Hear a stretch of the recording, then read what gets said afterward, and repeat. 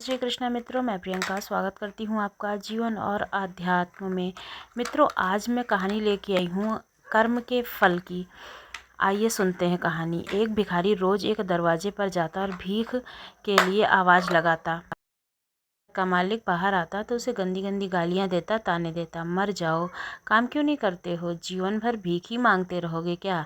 तुम्हारा इसी से गुजर बसर होगा। कभी कभी गुस्से में उसे ढकेल भी देता था, पर भिखारी बस इतना ही कहता, ईश्वर तुम्हारे पापों को हमेशा क्षमा रखे।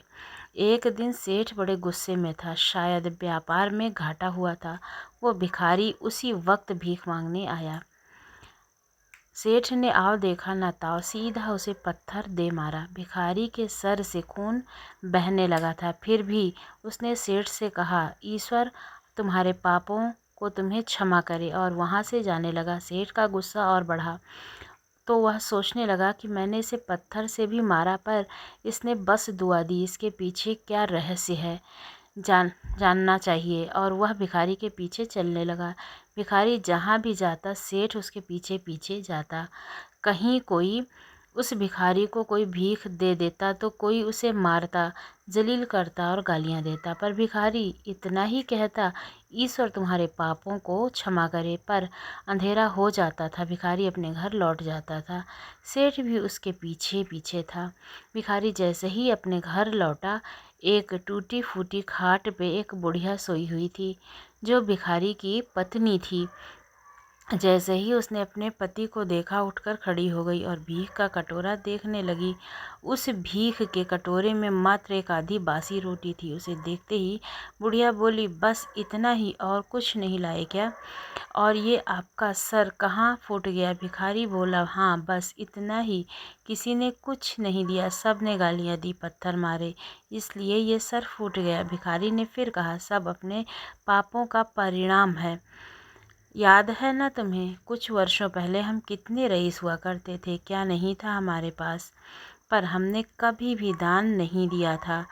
याद है तुम्हें? वो अंधा भिखारी। बुढ़िया की आंखों में आंसू आ गए थे और उसने कहा, हाँ, कैसे हम उस अंधे भिखारी का मजाक उड़ाते थे, कैसे उसे रोटियों की जगह खाली कागज़ रखकर देते थे, कैसे हम उसे जलील करते थे, हमें उसे कभी कभी मार भी दिया था और ढकेल भी दिया था हम। बुढ़िया ने कहा, हाँ सब याद है मुझे। मैंने कैसे कि उसे राह नहीं दिखाई और घर के बने नाले में उसे गिरा दिया था।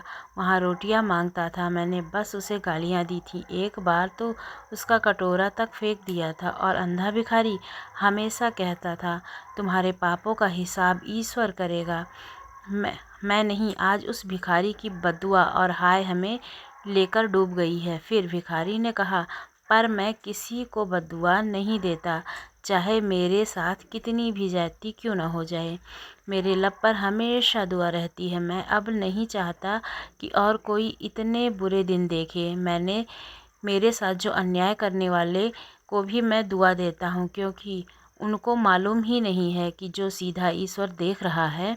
जैसे हमने भुगती है वैसे और कोई ना भुगते, इसलिए मेरे दिल से बस अपना हाल देखकर दुआ ही निकलती है। सेठ चुपके चुपके सब सुन रहा था। उसे अब सारी बात समझ में आ गई थी। बुढ़िया ने आधी रोटी को दोनों मिलकर खाया और प्रभु की महिमा है बोलकर सो गए। अगले दिन वहाँ भिखारी भीख मांगने सेठ के यहाँ गया। सेठ ने पहले से भी रोटियां निकाल के रखी हुई थी। उसने भिखारी को दे दी और हल्की सी मुस्कुराहट भरे स्वर से कहा, माफ़ करना बाबा, गलती हो गई। भिखारी ने कहा, ईश्वर तुम्हारा भला करे, और फिर वहाँ से चल दिया। सेठ को एक बात समझ में आ गई थी, इंसान तो बस दुआ बद्दुआ देते हैं, पर पूरी तो उसे ईश्वर करता है। वो जादूगर कर्मों के हिसाब से करता है। इस जन्म में ना मिले पर भाव में मिलता है। अपने अपने कर्मों का फल सबको मिलता है। हो सके तो बस अच्छा करना चाहिए। वो दिखाता नहीं है तो क्या हुआ, सबका हिसाब रखता है और सबका लेखा जोखा है उसके पास। अगर कहानी आपको अच्छी लगी हो तो हमारे चैनल को ज़रूर सब्सक्राइब कीजिए और अपना सहयोग हमें दीजिए। आशा करती हूँ आपको ये कहानी ज़रूर अच्छी लगी होगी और एक शिक्षा मिली होगी कि कभी भी किसी की बद्दुआ हमें नहीं लेनी चाहिए, क्योंकि बद्दुआ हमारी ज़िंदगी को बर्बाद कर देती है। धन्यवाद कहानी सुनने